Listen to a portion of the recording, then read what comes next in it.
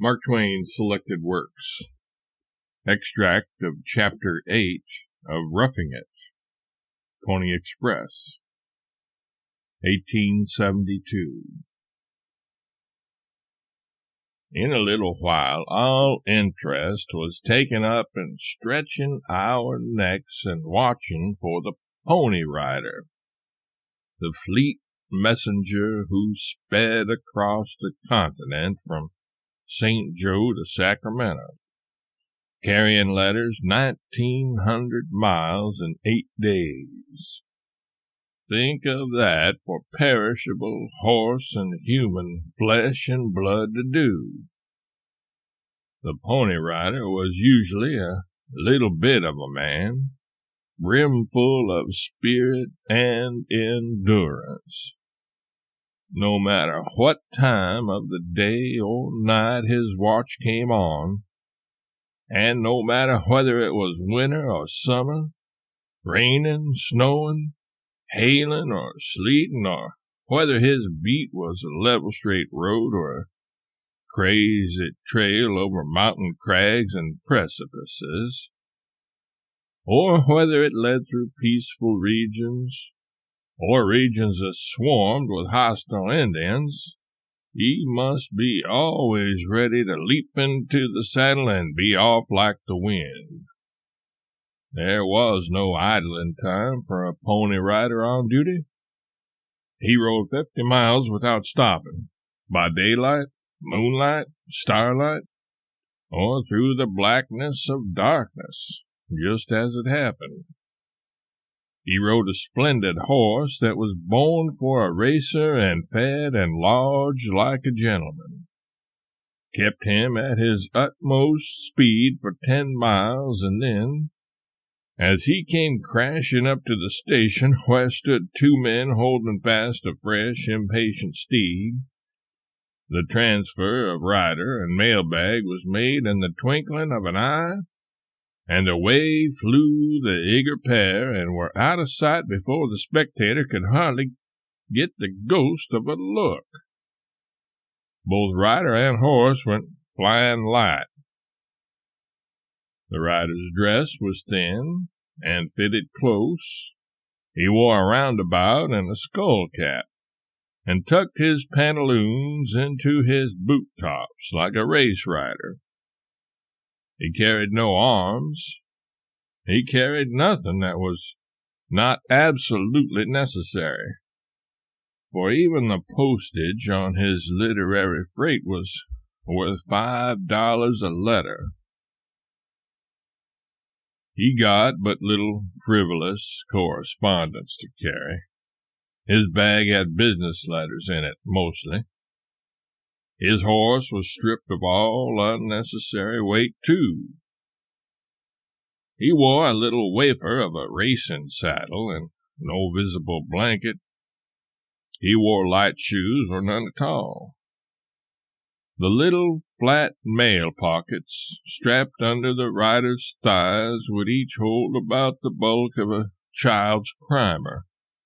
They held many and many an important business chapter and newspaper letter, but these were written on paper as airy and thin as gold leaf, nearly, and thus bulk and weight were economized. The stagecoach traveled about 100 to 125 miles a day in 24 hours, the Pony Rider about 250. There were about 80 Pony Riders in the saddle all the time, night and day, stretching in a long, scattering procession from Missouri to California, 40 flying eastward and 40 toward the west, and among them making 400 gallant horses earn a stirring livelihood and see a deal of scenery every single day in the year. We had had a consuming desire from the beginning to see a Pony Rider, but somehow or other all that passed us and all that met us managed to streak by in the night, and so we heard only a whiz and a hail, and the swift phantom of the desert was gone before we could get our heads out of the windows. But now we were expecting one along every moment, and would see him in broad daylight. Presently the driver exclaims, "Here he comes!" Every neck is stretched further, and every eye strained wider. Away across the endless dead level of the prairie, a black speck appears against the sky, and it is plain that it moves. Well, I should think so. In a second or two it becomes a horse and rider rising and falling, sweeping toward us nearer and nearer, growing more and more distinct, more and more sharply defined, nearer and still nearer, and the flutter of the hoofs comes faintly to the ear. Another instant, a whoop and a hurrah from our upper deck, a wave of the rider's hand, but no reply, and man and horse burst past our excited faces and go winging away like a belated fragment of a storm.